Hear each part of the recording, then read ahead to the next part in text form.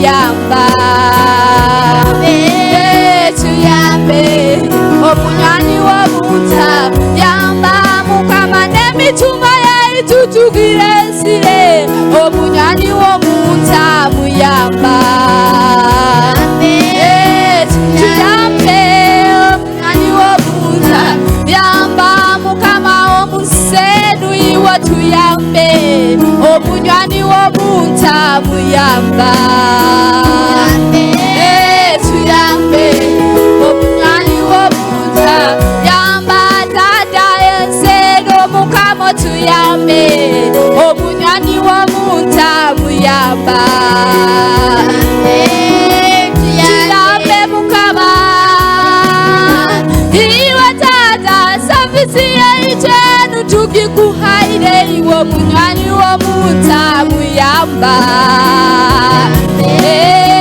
tuyambe mukama iwe tata emituma yaitu tugiresire omunywani w'obunta muyamba tata mukama tuyambe mukama ebizibu museno biri bingi omunywani w'obunta muyamba tuyambe mukama nebisuya kambi byo bizire omunywani w'obunta muyamba tata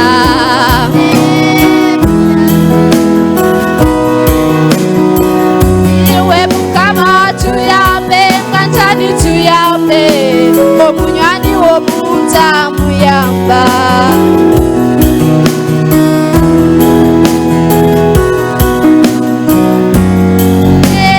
tuyambe baba tuyambe omunywani w'obunta muyamba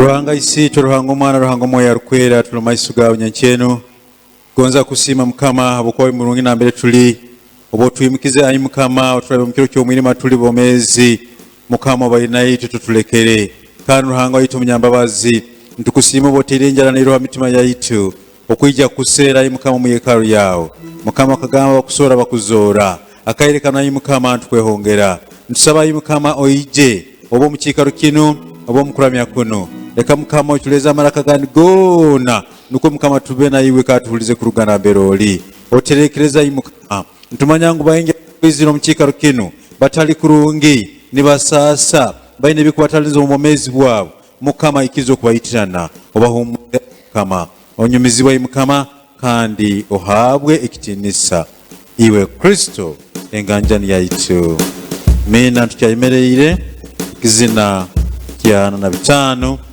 kugiza hanga waitu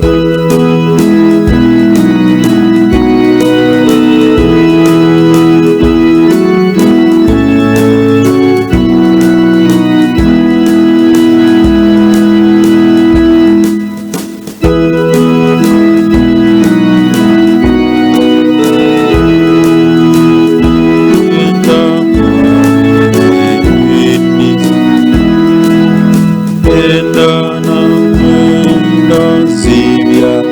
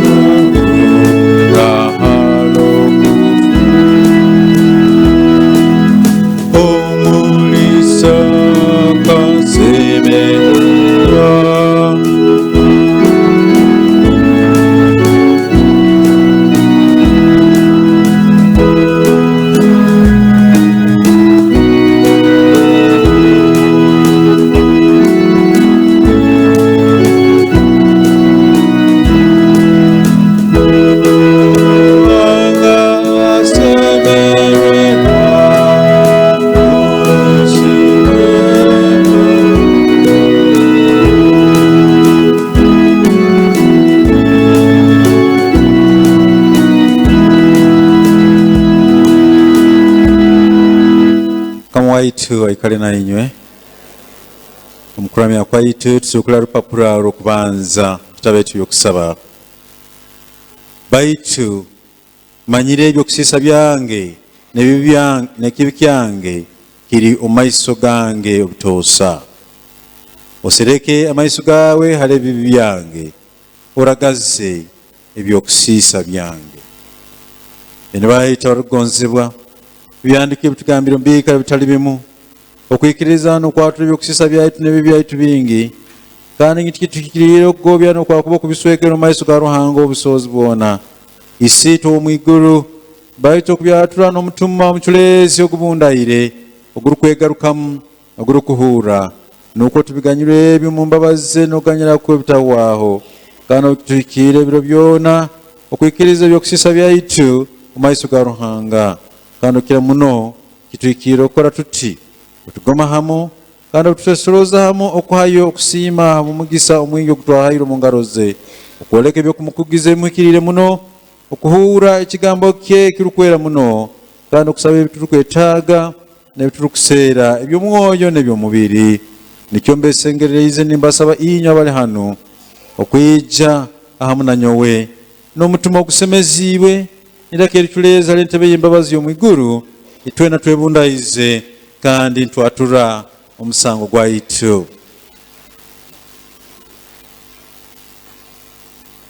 Aisiita obusobozi bwona anyaganyira okukira boona tuhabire kandi tugeragere okuruga omu mihanda yawo nk'entaama ezibura tukuratiire muno okututeekeza n'okugomba by'omutima yaitu tusiisire ebiragiro byayo birukwera titukozere ebituikirire okukora tukoze ebitatuikirire okukora kandi obumeezi tubule omuli itwe.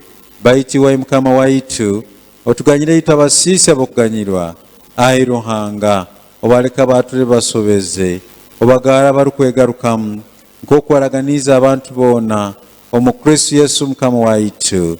Ayi siitwa nyaganyiro okukira boona otukonyere habwogu okubanza hatutiine iwe tukolege ebyokwikiira twekengege ibara lyali likweragizibwe. Amiina. Ruhanga obusobozi bwona ise Mukama waitu Yesu Kristo atarukwenda omusiisa okufa baitaleko bayomere kandi yahaye abaheereza be obusobozi n'abaragira ogambira n'okusobora abantu babarukwegarukamu okubohorwa n'okwiba okusiisa byabo nuwaganyira kandi abohora boona banyakwegarukamu amananu abaikiriza hatali kwebiha bihenjiriye rukwera tumwesengereza okutokwegarukamu kwa mananu n'omwoyo wa rukwera nukwe ebigambo bitukora hati bisemera omumaiso ge kandi n'ebiturakoraga biro byete bisigaireho bibe bisemire birukwera hanyuma tutaha mu kusemera okutali waaho omu Yesu Kristo Mukama waitu. Twena tugenderamu mu bigambo omusaali ya Mukama waitu yatwegeseze.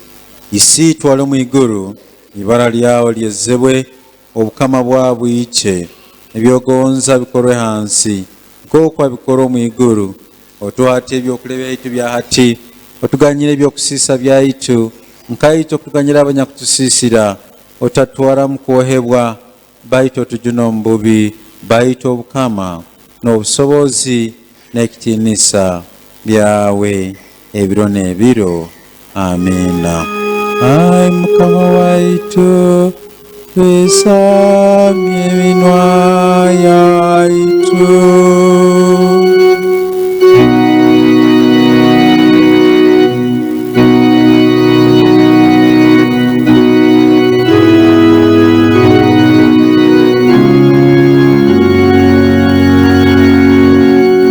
Ai Ruhanga yangu kutujuna,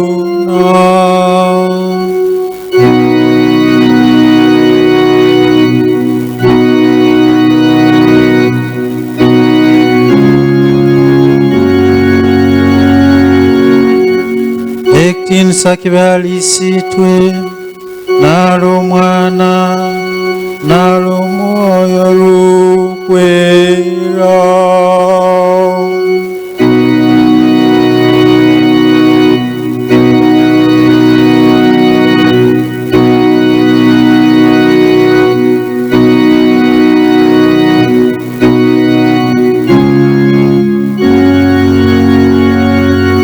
Mukugize Mukama waitu,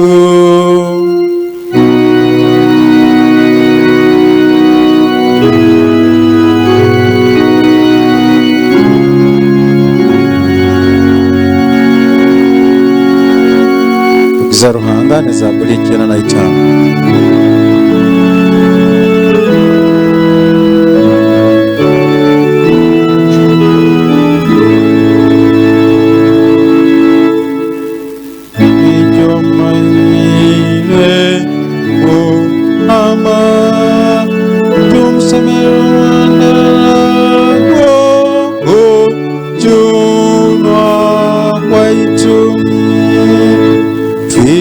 Maisoge no kusima tumsemerera ezabuli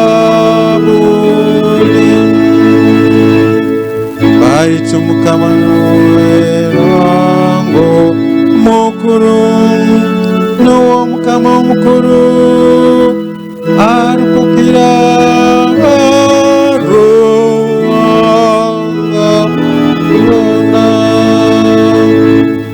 ebinongolo by'ensi bir'omumuko n'ogwe n'okulaya kw'ensozi n'agogwe ennyanja enweya ikozire engalo zikabumba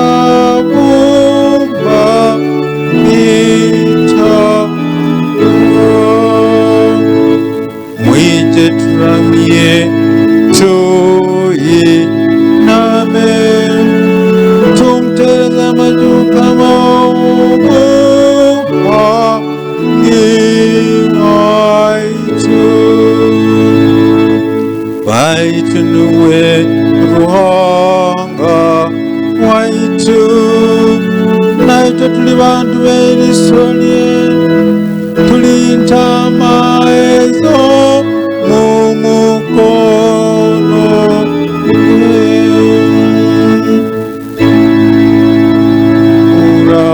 Murayira kalye mutagumye emitima yanyu kamerima kakiro ky'amaaso mwirungu baisekuru inywe obubanyo heze nibanenga nibarone emirimo yange n'emyaka 40 nabirwaga ab'ebiro biri ningamba abantu abaruka mu mitima yabo kandi tubakamanyire ihanda yange nikyo narayirire nekiniga byange kibatatamugu umura wange ekitinisa kibalisitwe nahali omwana nahali omwoyo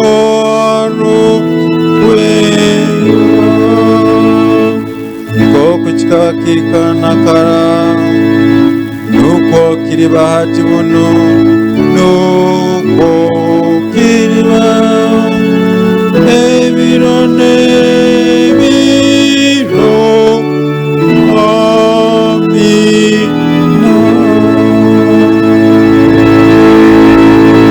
Ambasabe mwikale tusomere kichweka.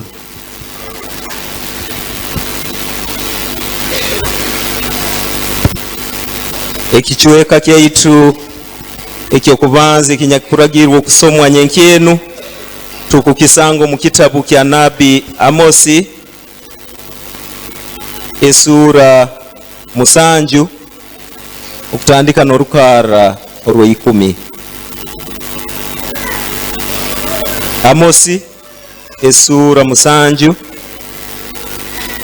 turatandikira olukara olw'10 omundagano eyaira arupapuro oru olwo rusanju 13 mbaibuli.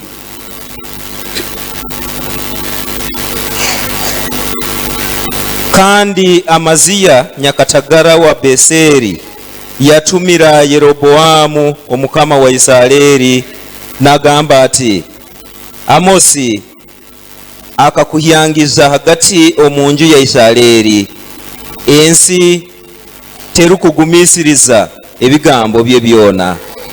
Baitu nuko Amosi agambira ati, Yeroboamu alifa busitama na Isirayeli balisengurwa nibayihwa omunsi Yowabu.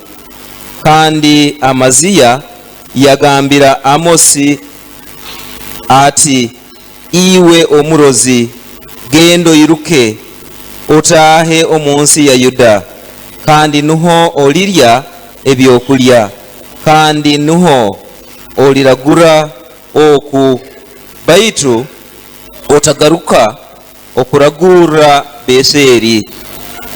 Baitu nuho harukwera wo mukama, kandi enju yo mukama. Nubo Amosi yagarukamu yagambira Amaziya ati, nyowe nkaba ntali nabi, kunu tindi mwana wa nabi, baitu nkaba ndi omulisa, kandi omusazi w'emiti misukomoli. Mukama yanyihaha kufunya igana, mukama yangambira ati, genda otebeze abantu bange Isirayeli. Nuko hati buno uraiwe ekigambo kya mukama, iwe ugambire oti, leka okuragura Isirayeli, otanagira ekigambo kyawe enju ya Isaka.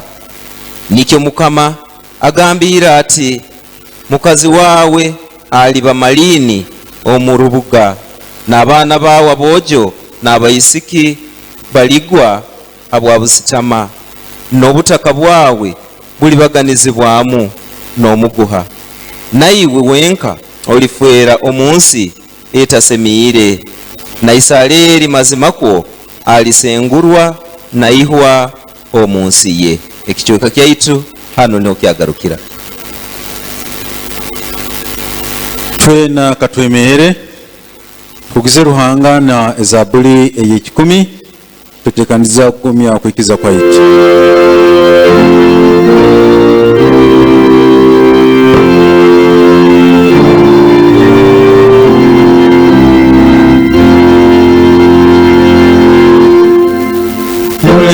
mukama iraka ly'okusemererwa mukore mukama n'okusemererwa n'iryo maaso ge n'okuzina mumanye ngu mukama nowe ruhanga nowe yatwangire tuli be naye ffe tuli bantu be kandi ntama z'omwe w'ensi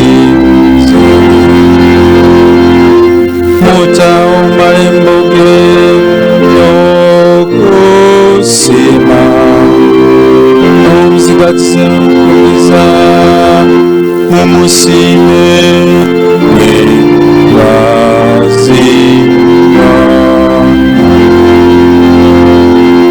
baitu mukama mulungi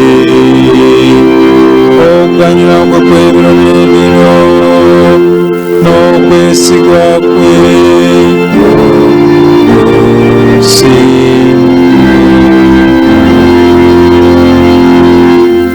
ekitiinisa kibalisituye ali omwana ali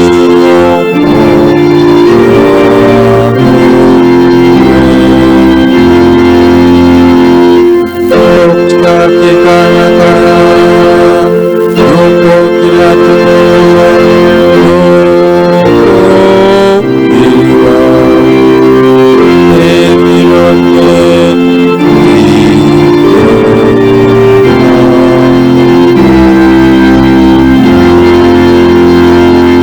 obumanzi bwingi tutunulire meze rukwera katugumye okuyikiza kwaitu kozesa enyikiriza eyabakwenda rupapuro lwa 10 na PowerPoint ninyikiriza ruhanga isiita obusobozi bwona omuhangi w'eggulu n'ensi na Yesu Kristo omwana omwenka mukama waitu akaija omunda ab'omwoyo arukwera akazaala Mariamu mwisiki akikiriire akasaalizibwa mu biro bya Pontio Pilato akabambwa mu ssalaba akafa yaziikwa akasirimuka okuzima omu bafu amusana gwakakumbuka omu bafu akatemba omu igulu ayikalira mukono gwa Ruhanga isiita obusobozi bwona niharugira naija okucwera omusanga bw'omwezi n'abafu ninyikiriza omwoyo arukwera n'ekkanisa enkatulika erukwera n'okuterana kw'abarukwera n'okuganyirwa kw'ebibi n'okumbuka kw'omubiri n'obwomeezi obutawaawo amiina. Mukama waitu aikale na inywe. Tusabe.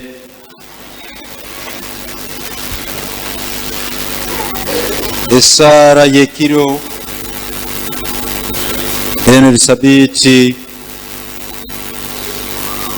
esabiti ya kasatu mukusira kwa mukama waitu harupapuro lw'ensanju na mwenda tukwesengereze Ruhanga obusobozi bwona orole okugonza okw'emitima y'abayiru bawe ababundaire ogw'ola omukono gwawe ogw'obulyo ogw'obukulu bwawe okutusemba hali ebyanzigwa baitu bona omu Yesu Kristo mukama waitu. Amina. Esara enyakusaba bukya bukya mukisiibo eri harupapura olw'ensanju na ina abayikireyo kansabe tugendere hamu.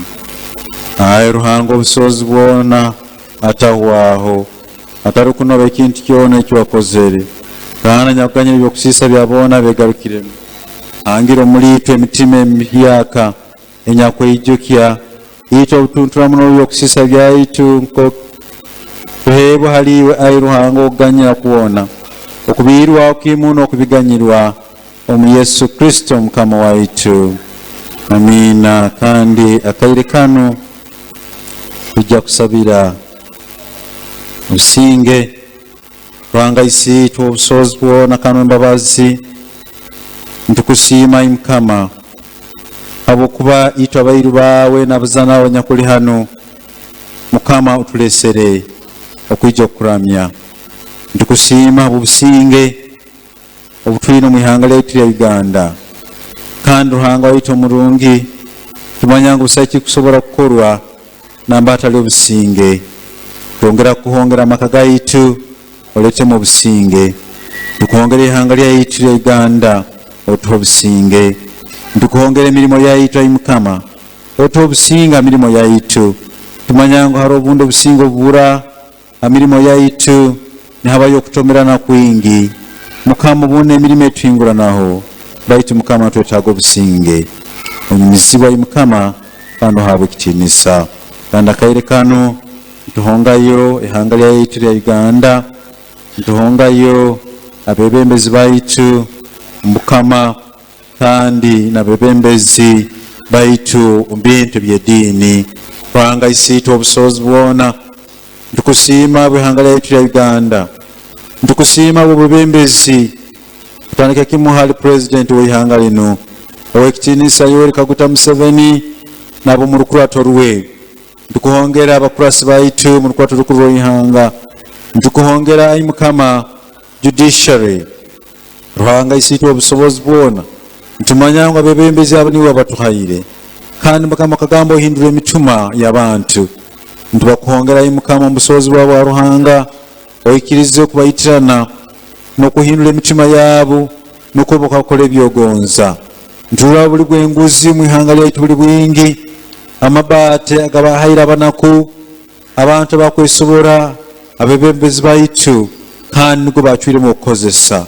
Iwe Ruhanga obusobozi bwona ikiriza okuhindura emitima y'abantu baawe basobole okukola ebyogonza nuko ihanga lyaitu lisobole kubatira musingi ogw'eddiini. Ruhanga omulungi omunyambabazi tukuhongera abebembeza amadaala goona aba LC officials. Ntukuhongera aba RDCs bona nambere bakali n'abakozi abandi bona ba gavumenti. Mukama obaterekereze. Kandi tukuhongera Mukama waitu wa Bunyoro lukira abasajja kutamba Solomon okubanza entalo ya Bunyoro. Ntukuhongera n'abanyorobe bona ayi Mukama obaterekereze bukya bukya bawo obusinge kandi abakulaakulanize. Ntukuhongera ayi Mukama abebembezi baitu abekanisa kurya kimuhalisa abarorerezi of the province of the Church of Uganda, His Grace Stephen Kazimba Mugalu. Ntukuhongera abarorerezi bona na muno omurorerezi w'oburorerezi buno bwa Bunyoro Kitara Right Reverend Samuel Kahuma Bwoli. Mukama ikiriza okubaterekerezaga obayijuzege na mwoyo wawe arukwera nukubasobola okwebembera abantu baabo abaherekere. Kandi Ruhanga omulungi ntukuhongera Bishop Omuhyaka anyakuteirweho owa Kigezi. Ruhanga omulungi omunyambabazi ntukusiima hamu n'abarorerezi abandi abakomerwe ikiriza ayi Mukama okubaterekerezaga nokubakola ebyogonza omubuheereza bwabo. Ntukwimukiza abaheereza baawe mu cathedral kutandika kimuhali Dean wa cathedral kangira kimuhali omutabezi wa hansi. Mukama ikiriza bukya bukya abaheereza baawe okubaho obusinge okubaho okukolagana okubaho omwoyo wa rukwera nuko Mukama omulimu gwawe gusobola okugenda mu maiso kandi ekanisa yawe yemeereho. Ntukuhongera abakristaayo bona abanyakwizire omukulamya kuno n'abatasoboire kwija. Mukama bukya bukya obayitirana ego mu byetaago byabo obaheerezege byone bakwetaaga eby'omubiri n'eby'omwoyo. Ntumanya ngu Mukama haroho abacheke abanyakolera gati omuli itwe. Iwe Ruhanga obusobozi bwona ikiriza okubajanjaba n'okubasumura kandi okubakiza. Puresha ziri nyingi, enkohoro, emiswija, sukali n'endwala ezindi ayi Mukama busaho ekikulema ikiriza kuyitana abantu baawe. Ntukuhongera ayi Mukama bizinesi abaana baawe ezitakulubata kurungi. Halimu saloons, halimu amaduuka, halimu aba welding, halimu business za buli kalingo, halimu aba produce. Mukama ntwayimikye omukono gwawe. Halimu aba amasomero. Mukama ntwayimikye omukono gwawe. Ikiriza isitu obunyambabazi. Ikiriza okukulaakulaniza business abayiru baawe n'abazaana b'abanyakuli hano nukubalole basobole kuloba omugisa gwawe ayi Mukama okuyakulya mu business zaabo kandi bongera okuheereza. Mukama onyumizibwe kandi ohabwe ekitiinisa. Ntukuhongera abaana baitu abanyakuli mu masomero abakusoma obaheereza amagezi n'okumanya kandi okwetegereza basobole okuba basinguzi omu misomo yaabo kandi yongera kugabirira abazaire baabo ayi Mukama obahereze byone bakwetaaga omukusoma kw'abaana baabo neetaaga fees n'ebindi byone bikugenderaho iwe Mukama basobozese abaana baabo nyakuli hano ayi Mukama abamu balina loans zibalemere okusasula ikkiriza Ruhanga waitu omulungi okutema emihanda nambere etali nimanya ngu bali bayingi Mukama abakozere prayer requests zaabo ez'omwaka guno abamu nibenda kwombeka amaju Mukama bateereho bulyo abamu nibenda kusoma Mukama bateereho bulyo abamu nibeetaaga emirimu Mukama bateereho bulyo Mukama ikkiriza buli omu okumugarukamu ekyakwetaaga onyumizibwe kandi ohaabwe ekitiinisa iwe Kristo enganjani yaitu nina kairi kano hongayo ekyetaago kyawe omu bigambo byawe habwokuba Ruhanga amanyire ekyokwetaaga kyonka naye ekitaago kimugambire n'okwikiriza omanye ngu akumanyire kandi walina obusobozi okuha byona ebyokwetaaga bimugambire omu bigambo byawe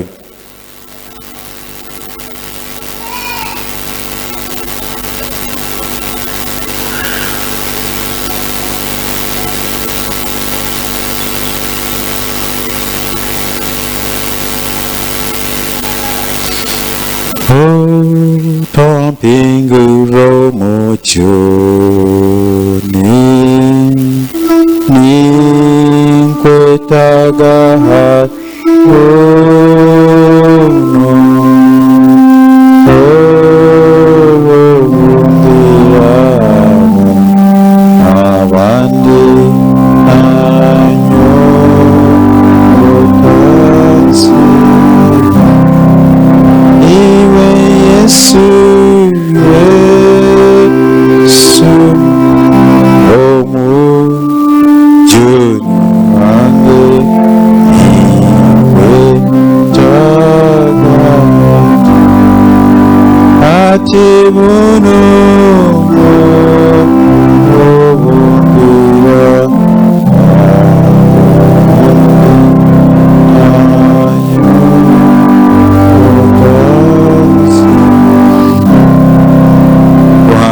isiita obusobozi bwona oburaaba n'obungira abantu baawe na buli muntu weena nyakuli hano Mukama otamuleka Mukama otulindeke bukya mu kulubata kwaitu otulindeke accidents otulindeke amaani goona g'omunyazi gwa sitaani tumanya ngu bingi by'omunyazi gwa sitaani atukora n'abanyazi gwa baitu tubaikaliire baitiwe Ruhanga byona obirina obusobozi Mukama binaitwe otusinguzeege iwe Kristo omujuni waitu nina tugenderamu mu bigambo by'embabazi embabazi za Mukama waitu Yesu Kristo nagonza kwa Ruhanga n'okuterana kw'omwoyo arukwera biikala munaitwe twena ebiro n'ebiro amina Mukama waitu asiimwe haleluya